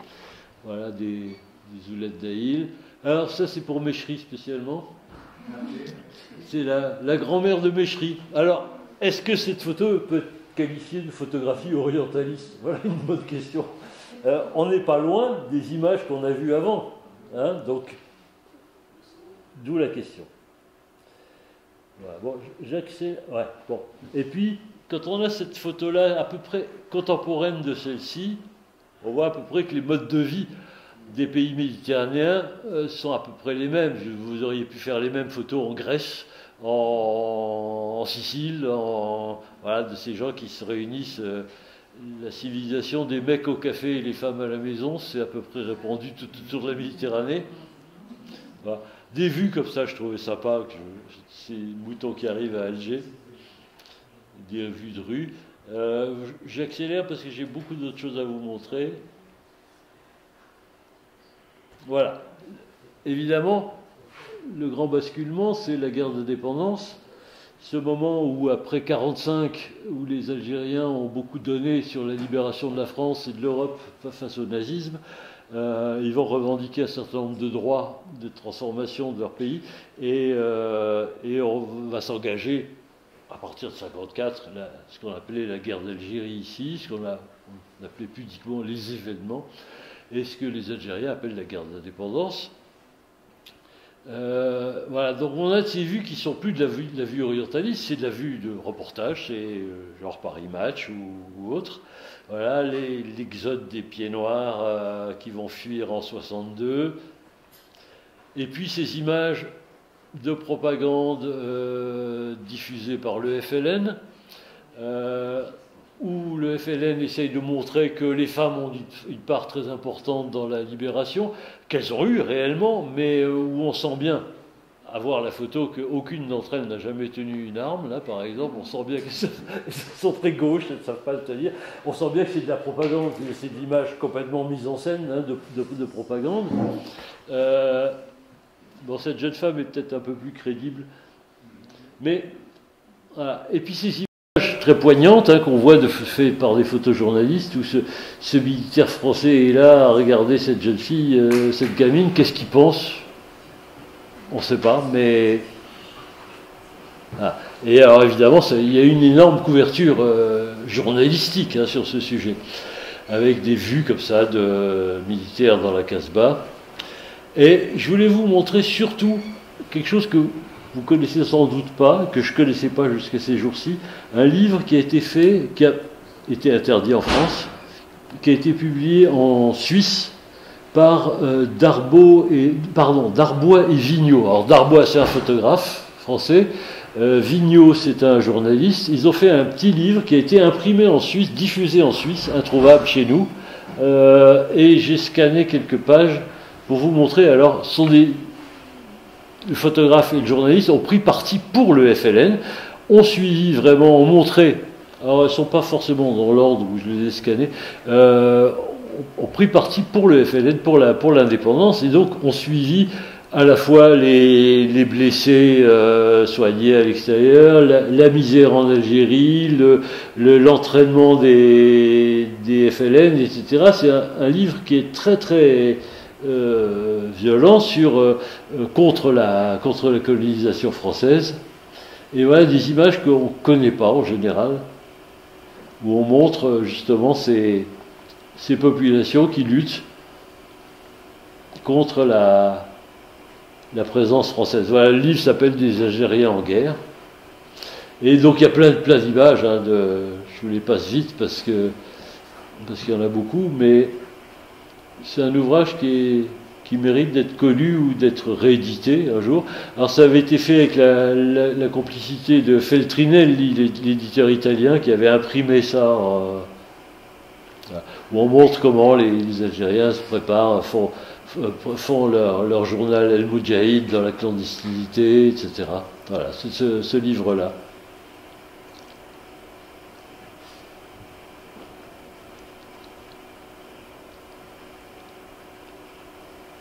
Avec des images très dures, hein, quelquefois.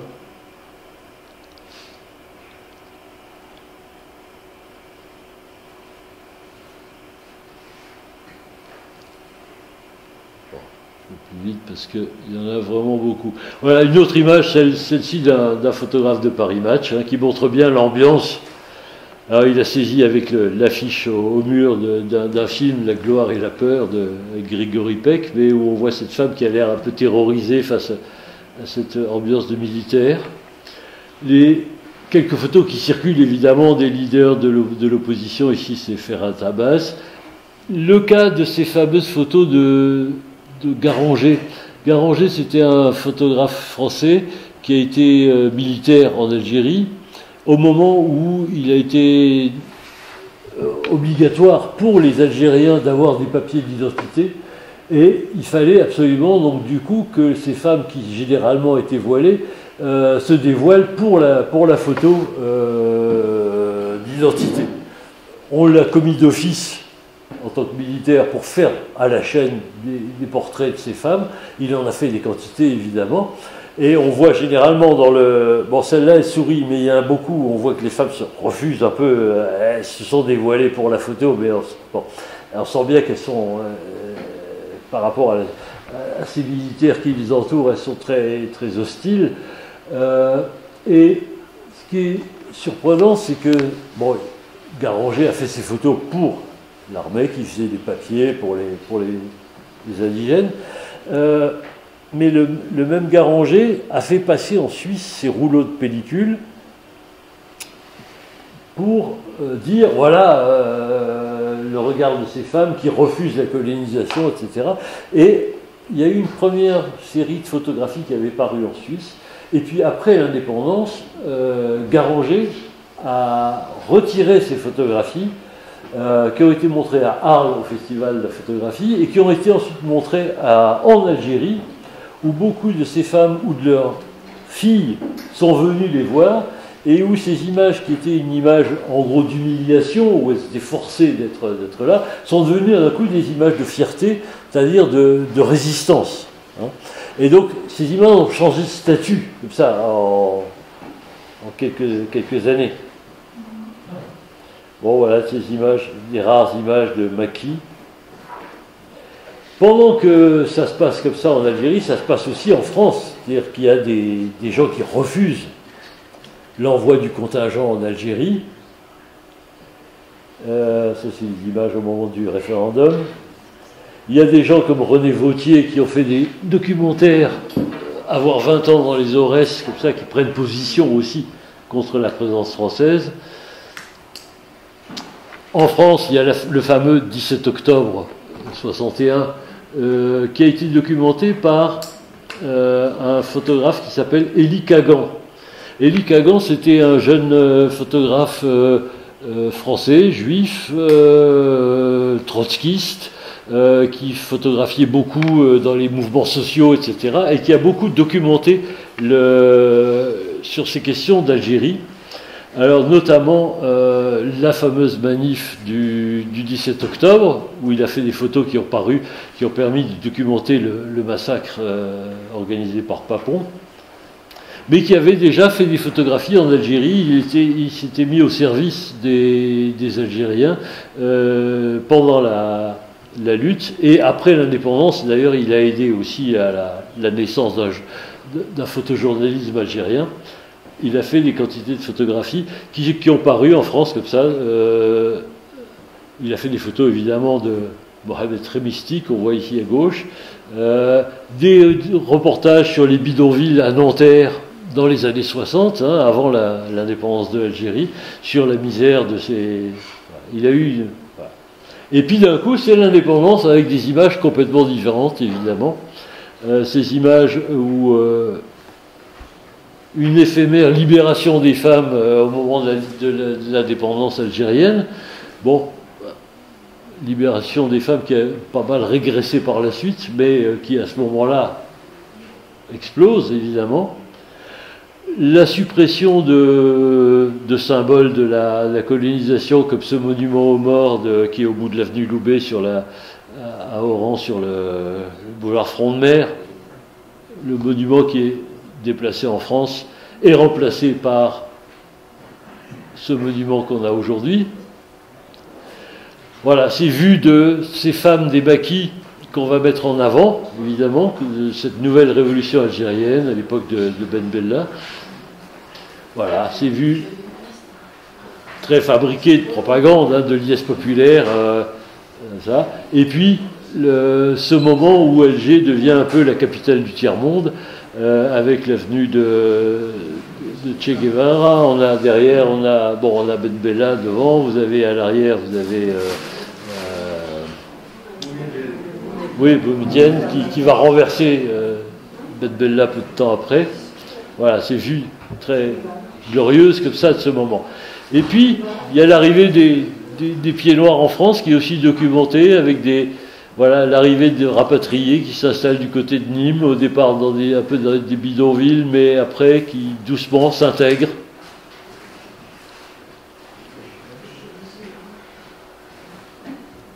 Voilà, je passe assez vite. Hop. Voilà. Et aujourd'hui, alors, est-ce qu'on peut parler de photographie orientaliste quand on voit les photographies que fait Ferhat Bouda, par exemple, qui est un grand ami à nous, qui fait des images d'Algérie?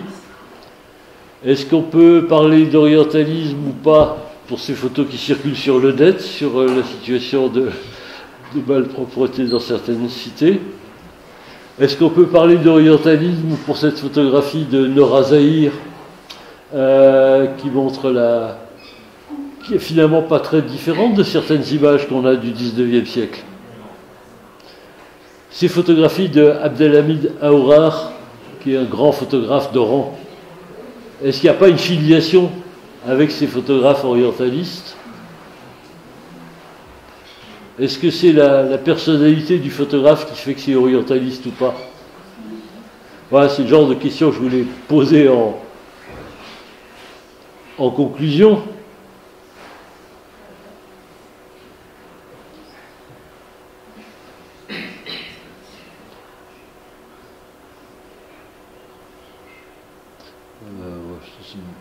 Non, pas de texte, je ne veux pas. Bon. Voilà, si je prends les photos de Faye Lafaye, quand il montre les bars à alcool d'Oran, est-ce qu'on est proche, est-ce qu'on n'est pas proche de ces photographies qu'on a vues sur le rôle des femmes, ces intérieurs de bistrot? Ici c'est le Titanic à Oran. Voilà, différents bistrots d'Oran. Ou quand il va à la campagne, sur des marchés. Voilà, j'en ai plein, mais je ne vais peut-être pas vous asséner trop d'images, vous en avez vu beaucoup. Je voudrais m'arrêter là et dire, bon, la question est posée, qu'est-ce que c'est que l'orientalisme? C'est toujours aussi flou comme la définition de ce terme-là. En tout cas, je crois que la photographie a documenté d'un certain côté l'Algérie. Sans cela, nous n'aurions pas tout un savoir que nous avons sur l'Algérie. On a une source d'information considérable sur ce pays grâce à la photographie. Et il y a aussi, comme dans toute photographie, qu'elle soit alsacienne, on pourrait reprendre des photos d'Alsace de la même période. Il y a aussi une part d'imaginaire, évidemment, dans la création photographique, une part de fantasme, une part de... Voilà. Donc la question reste parfaitement ouverte. Et voilà, je vous remercie pour votre attention. J'espère que je ne vous ai pas trop longuement barbé. Salut. Merci.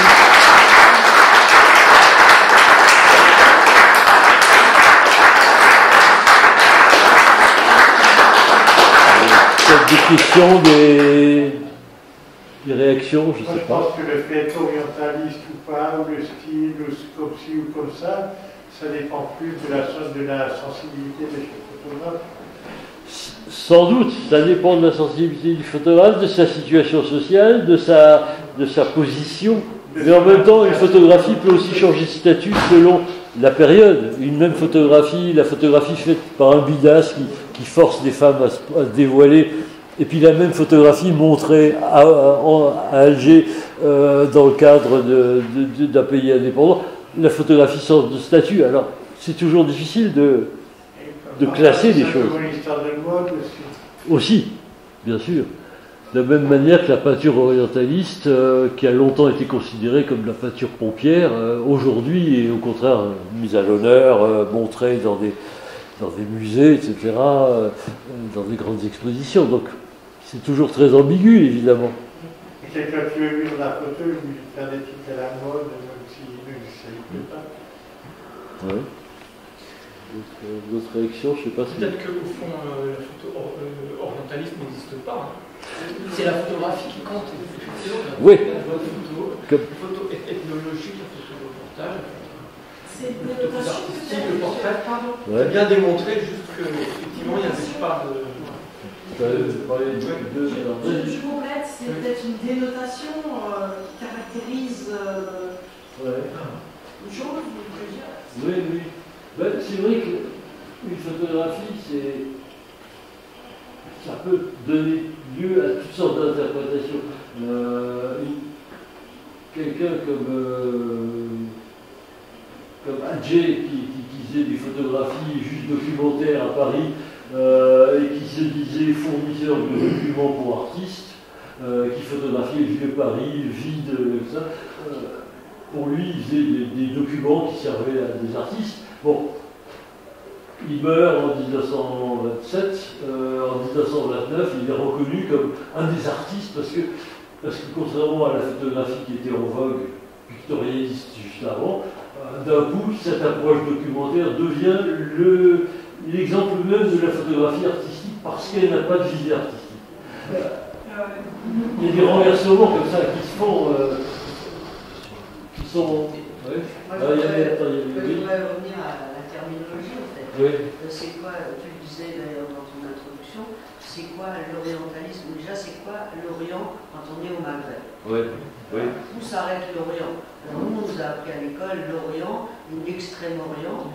Et déjà là, on a un souci, comme quoi l'Orient s'arrêterait au Moyen-Orient, dans la vision orientaliste. D'accord? Donc, et l'autre chose, c'est que c'est partagé par tout le Maghreb, Maroc, Algérie, cette qualification d'orientalisme. Mais pire, si tu lis Théophile Gautier, il parle d'Orient quand il est en Espagne. C'est ça. Mais bon. C'est quand même... Et donc, ça c'est un point. L'autre point, c'est le rapport à la technologie. Qui possède un appareil photo? Oui. Alors ça, Et effectivement... au matériel humain, parce que vous montriez des photos de Bretagne, par exemple. Oui. Alors, moi, quand je vois une photo de Bretagne, je vois aussi d'autres photos, enfin, je vois aussi ce que mes yeux voient en France. Ouais. Quand je vois une photo d'Alger, je ne connais pas Alger, je n'ai pas vu d'Alger, je ne vois que ce qui a été pris par une chambre photographique. Vous avez bien dit que le matériel, c'était la chambre. Oui. Et donc, je n'ai que ça. Donc, en fait, les images sont peut-être les mêmes, mais je regarde autrement la photo d'Alger parce que je ne connais pas Alger. Oui. Et c'est dans ce sens-là, pour moi, elles sont orientalistes. Les images, elles sont orientalistes parce que c'est la même. je ne vois que ce qu'a pris la chambre photographique. J'ai pas les yeux pour voir le reste parce que je ne le connais pas. Alors, sur la question de qui a l'appareil, c'est une bonne question. On ne fait pas la même photo quand on est un photographe voyageur comme certains, ou un écrivain qui fait de la photo à côté, comme Nerval est parti avec une chambre, avec des plaques, etc. Il n'a jamais réussi à faire une photo parce qu'il ne savait pas se débrouiller avec l'appareil. Il a fini par renoncer, il a revendu l'appareil. Mais bon, c'était un écrivain qui faisait des photos comme ça. À côté de ça, il y a des militaires qui font des photos, ils ne font pas les mêmes photos. Il y a des artistes, il y a des artisans qui s'installent sur place. La question, c'était bien entendu par rapport au peuple. Voilà, et il y a ceux qui n'ont pas d'appareil photo, effectivement, les indigènes, qui jusqu'à là. Je ne connais pas de photographes algériens du 19e siècle, par exemple. Des photographes algériens du 20e siècle, il y en a pas mal, et il y en a énormément, qui sont nos amis, on a fait venir ici. Derrière ma question, il y avait aussi visibilité. Donc, qui a droit à une visibilité? Et comme tu sais, en travaillant sur les femmes, la visibilité des femmes artistes, par exemple, c'est aussi cette question de qui donne de la visibilité à des sujets photographiques. Bien sûr. Mais en fait, c'est aussi, c'est aussi ce que vous disiez, c'est-à-dire qui est-ce qui possède la possibilité de créer des images et de donner à voir en quantité. Je ne sais pas, à l'époque, vous parliez de gravure, il n'y a pas des outils à l'époque de création d'images, de multiplication d'images qui se juxtaposent à cette photographie qui vient d'ailleurs. Il n'y a pas une lutte de l'image quelque part Alors, il y a une concurrence de la gravure et de la photographie, parce que ce sont deux procédés reproductibles qui vont se répandre. Avec, je crois, dans le public, un préjugé favorable pour la photographie, parce qu'elle est moins fantaisiste que l'image graphique. Je veux dire que on est évidemment, quand on voit une photographie des pionniers de la photographie orientaliste, on voit des photographies d'Égypte, les gens disent bien qu'ils ont une espèce de déception par rapport à la photo parce que tout est grisâtre, là, contrairement à des tableaux de Jérôme où il y a des couleurs extraordinaires, des ciels indigos, des gens habillés avec des étoffes multicolores, etc. Et dans la photographie, on dit cette espèce de brouillard comme ça, grisâtre, est-ce que c'est vraiment l'Égypte, ces trois cailloux au milieu du sable? Mais en même temps, justement parce que cette photo est déceptive, les gens y croient plus qu'ils ne croient au tableau. Parce qu'ils se disent, du coup, le tableau ment. Le tableau raconte du fantasme. Et donc dans les gravures, parce que jusque-là, ce qu'on connaissait du monde, c'était par quelques gravures, les images du final, des choses comme ça, jusqu'à l'arrivée de la photographie. D'un coup, la photographie va se répandre, et il faut dire que la photographie date de 1839. En 1839, moins d'un mois après l'invention, la déclaration de la photographie, il y a la première image des pyramides. C'est quand même stupéfiant de penser, quand on pense au temps qu'il fallait pour y aller en bateau.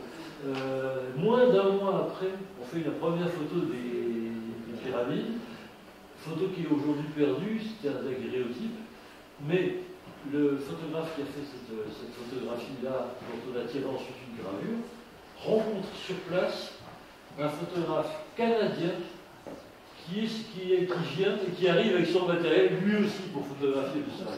Donc on est moins de quelques semaines après l'invention. C'est dire que d'un coup, sa photographie va se répandre d'une manière considérable. Et encore, c'est le daguerréotype qui n'est pas multipliable. Mais très peu de temps après, dès qu'on a une image qu'on peut multiplier, l'image qu'on peut dupliquer à l'infini, c'est le cas de la photographie, ça va se répandre évidemment avec une qualité de, on va lui accorder du crédit, quoi. Parce que, contrairement à les gravures où on peut toujours inventer, c'est d'ailleurs ce que dit Arago au moment de l'invention de la photographie, il dit avec cet instrument-là, on va aller photographier les millions de hiéroglyphes qu'il y a en Égypte, parce que quand les copistes vont, ils font des dessins, c'est fantaisiste,